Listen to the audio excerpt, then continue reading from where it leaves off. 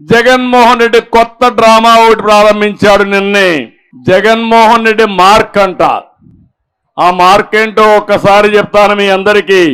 మన హయాంలో 200 రూపాయలు కరెంటు ఛార్జీలు వచ్చే బిల్లు ఇప్పుడు ఎంత తల్లి? 1000 రూపాయలు అవునా కాదా? 1000 రూపాయలు అవునా కాదా? ఇది జగన్ మార్కు.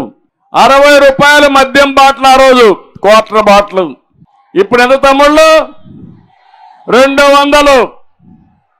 అది జగన్ మార్కు. అవునా కాదా?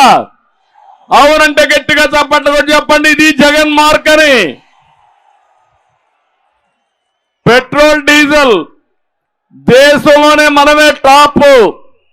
ఇది జగన్ మార్కు. నిరుద్యోగంలో 24%. ఇది యువతపై జగన్ మార్కు.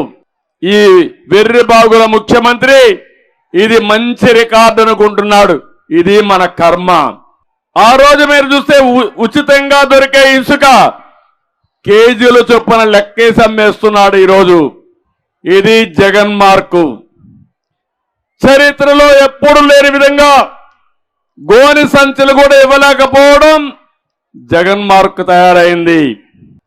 ఇంకో పక్క దళితులను చంపి డోర్ డెలివరీ చేయడం ఎస్సీ వర్గంపై వేసినటువంటి జగన్ మార్కు.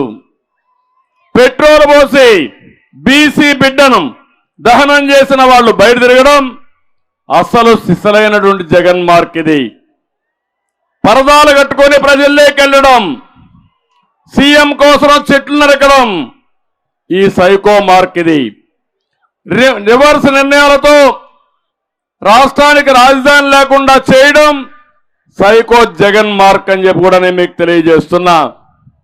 గంజాయి సరఫరాలో దేశంలో నెంబర్ 1 అదే జగన్ మార్కు.